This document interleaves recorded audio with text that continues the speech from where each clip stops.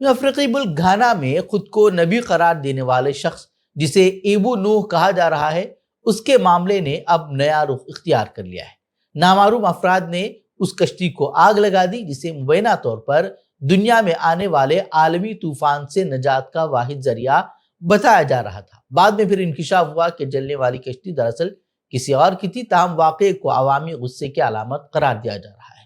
Above نے دعویٰ کیا تھا کہ 25 دسمبر 2025 کو پوری دنیا میں تباہ کن طوفان آئے گا اور صرف وہی لوگ بچیں گے جو اس کی تیار کردہ کشتیوں میں ہوں گے۔ اس دعوے پر یقین کرتے ہوئے کئی افراد نے اپنی جائیداد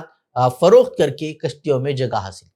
مگر سوشل میڈیا پر ایک ویڈیو وائرل ہونے کے بعد معاملہ پھر بگڑ گیا، جس میں ایبو نوح کو تقریباً $89,000 مالیت کی نئی مرسیڈیز گاڑی میں دیکھا گیا، جس پر الزام ہے کہ یہ رقم پیروکاروں سے وصول کی گئی۔ شدید عوامی رد عمل کے بعد گھانا کی سیکیورٹی فورسز نے ایبو نوح کو جھوٹی معلومات پھیلانے اور عوام کو گمراہ کرنے کے الزام میں گرفتار کیا ہے، جبکہ قانونی کارروائی بھی کی جا رہی ہے۔ گرفتاری کے بعد ایبو نے ایک نئی ویڈیو جاری کر کے دنیا کے خاتمے کی تاریخ مؤخر کرنے کا اعلان کرتے ہوئے مزید کشتیوں کی تیاری کا دعویٰ بھی کر دیا، جس پر سوشل میڈیا پر اب شدید تنقیدیں وہ کی جا رہی ہیں۔